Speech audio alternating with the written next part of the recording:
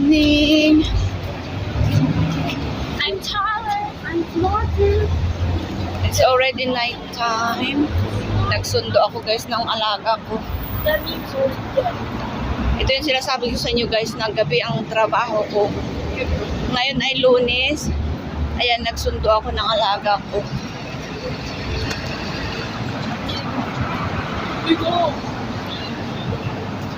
Kasi ang amo kong lalaki may meeting daw kaya hindi siya makapagsundo. Ay, haggard na ang mukha. Kaya yan, ako na lang ang nagsundo. Dalawang alaga kong kambal andyan sa likod. Makukulit.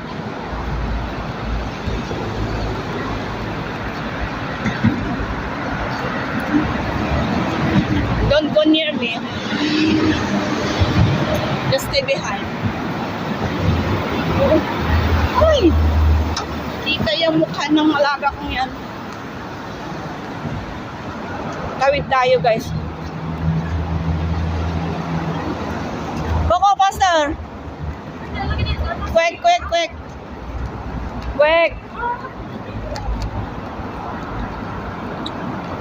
Ay naku, mapapasigaw tayo dito sa mga alaga natin makukulit. Dahil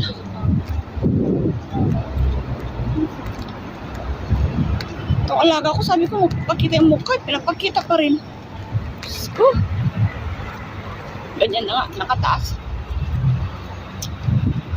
Happy trickings! It's evening already. Walking na kami ng alaga ko.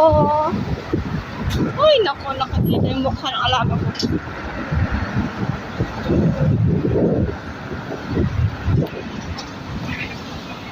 Sinundo ko sila dun sa mall.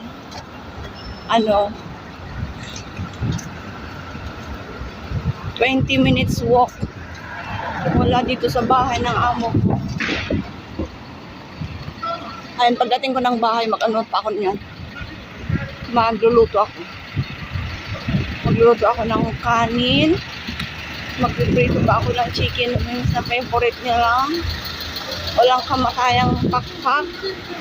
Walang na lang ay ilipad sila. Maging manok sila. Hangin, masakit sa mata.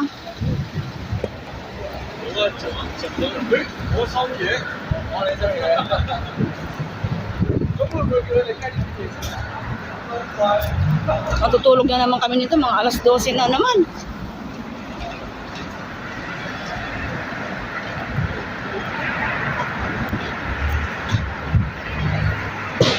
Nakakangalay pag nakataas ang kamay. Ayan, samahan nyo lang kami sa paglakad guys. Hanggang makauwi na kami.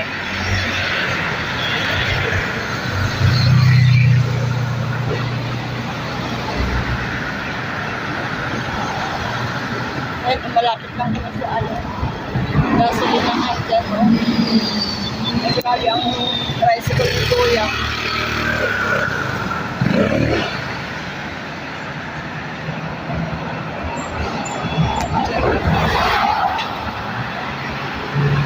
Malapit lang kami sa gasolinahan. Pero walang mga tinapay na tinda dyan.